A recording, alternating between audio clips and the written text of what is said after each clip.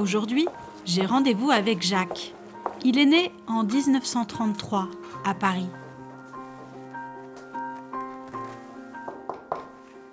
C'est son épouse qui m'accueille.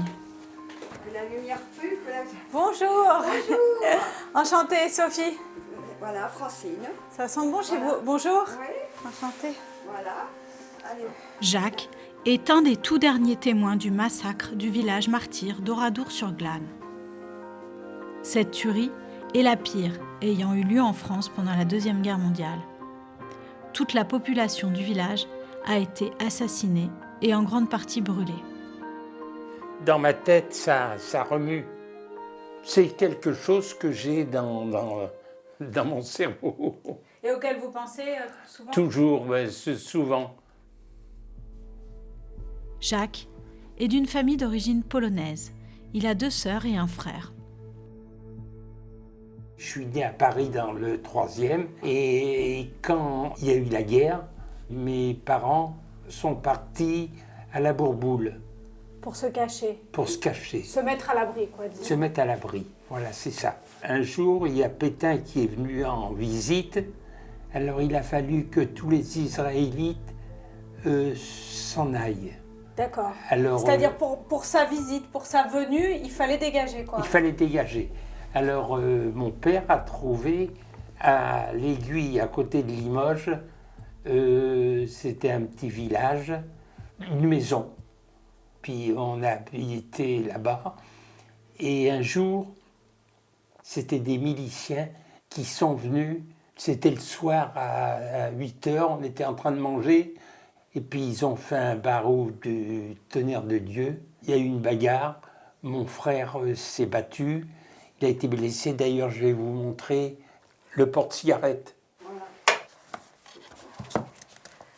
Est-ce que vous voyez mieux, là? Ah, voilà. Alors Voilà, ça Alors, c'est ça, mon c'est frère quoi? qui s'est battu avec les miliciens. Il les a désarmés et le revolver qu'il a pris s'est enrayé. Et l'autre, il a sorti un revolver et il a tiré sur mon frère. Et voilà, mon frère a été blessé à la poitrine et à la main. Et donc lui, il avait sur lui et ça a traversé. Voilà, c'est ça. Ça devait être à la poitrine. Et il voulait quoi? Donc quoi, ils sont venus, ils ont dit on veut donner-nous ce que vous avez, quoi. Voilà, de l'argent. Et mon père, de Paris, avait caché de l'argent. Il avait cousu de l'argent dans sa veste. Et quand ils ont emmené mon père a dit à ma mère, donne-moi une veste plus chaude parce que ça, c'est pas chaud. Il savait qu'il y avait de l'argent dedans. Ma mère aussi le savait. Non, rien du tout, allez, venez. Ah, oui, Ils l'ont empêché de changer de veste. Voilà.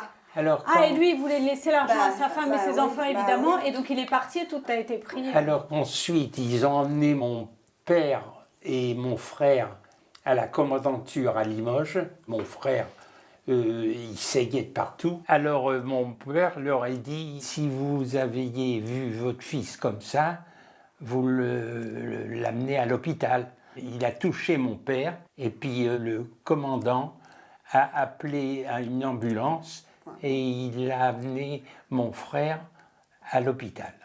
Donc il a réussi à sauver la vie de son fils en touchant le cœur du SS. Voilà. Et mon père est parti dans un camp de concentration qui s'appelle Auschwitz. C'est connu, malheureusement.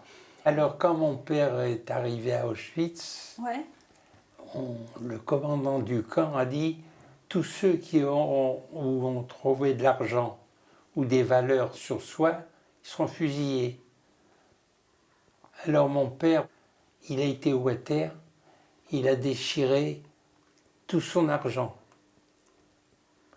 Alors il y avait, je vais vous dire, il y avait 4 millions. Mais j'imagine que c'était beaucoup à l'époque. C'était énorme. Voilà, ça c'est ma mère. Ah bah voilà.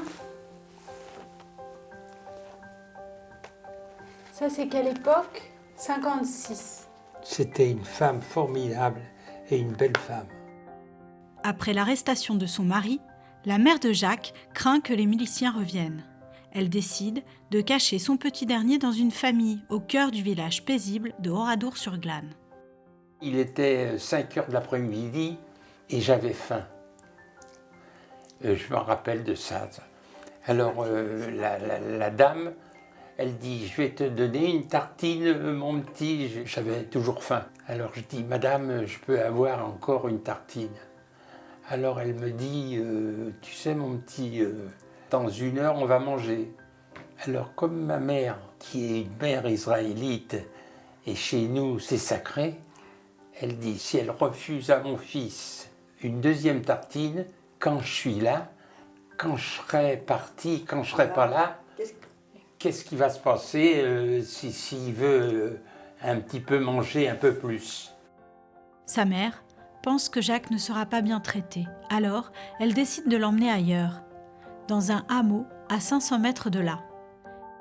Les noms des gens qui sont gardés. Terrible. Voilà. Chez ces gens-là, Vauchamp. Vauchamp. Michel. Voilà. Alors ça, ces 2 filles-là, c'est des copines qu'il y avait au village.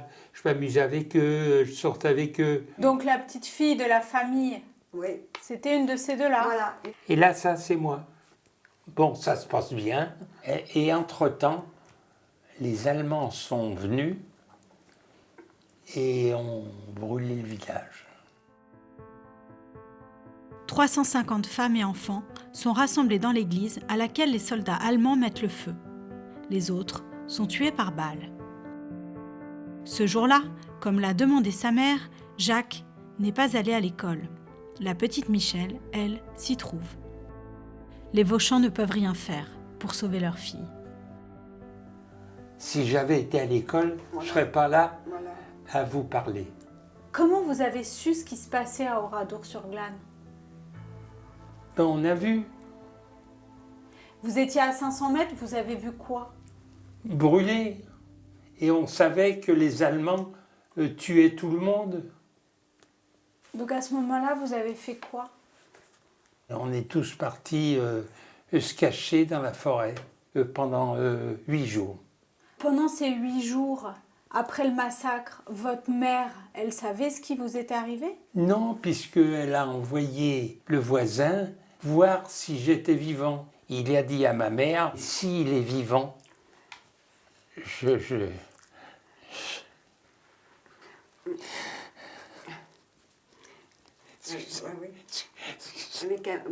Avec un mouchoir blanc. je ferai ça avec un mouchoir blanc pour savoir s'il est vivant, pour vous dire s'il est vivant. Et il a fait à ma mère que j'étais vivant. À la Libération, Jacques retrouve sa mère et ses sœurs. Il apprend que son frère a survécu à ses blessures. Et alors ensuite, vous rentrez à Paris avec votre mère et vos sœurs, mais vous ne savez pas ce qui est arrivé à votre père. Ma mère, quand on est rentré à Paris, elle a repris son appartement et elle allait tous les jours voir si mon père était là à l'hôtel Lutetia. Et un jour, elle l'a trouvé. C'est quand même un miracle que tout le monde ait survécu. Ben évidemment. Vous savez, souvent les déportés, ils reprenaient vite le train pour Paris. Et mon père a dit, si je fais ça, je vais mourir. Il faut que je prenne des forces. Il a été chez des paysans allemands. Il leur a fait peur un petit peu. Je crois qu'il est resté 1 mois Dans une ferme. pour se retaper. Et est-ce que vous vous souvenez du jour où il est rentré à la maison? Ben oui, c'était la joie. Et est-ce qu'il vous a raconté ce qui s'était passé à Auschwitz, votre père? Non. Si, on sait ce qui était, mais il n'a pas voulu raconter l'histoire. Il a vu trop de choses, vous savez, au camp, parce qu'on a été en Pologne et on a visité le camp d'Auschwitz. Et c'est terrible. Vous savez, quand vous voyez une chose pareille Et quand je pense que mon père, il est resté 1 an là-bas, c'est horrible. Merci beaucoup. C'est avec plaisir. Merci Et de quand m'avoir vous raconté. voulez- et quand vous voulez, vous venez nous dire bonjour. Bah écoute, avec Quand vous êtes plaisir. à Paris, vous venez nous dire bonjour. C'est gentil. Merci Voilà, beaucoup. Hein. Voilà. Allez, au revoir. Merci de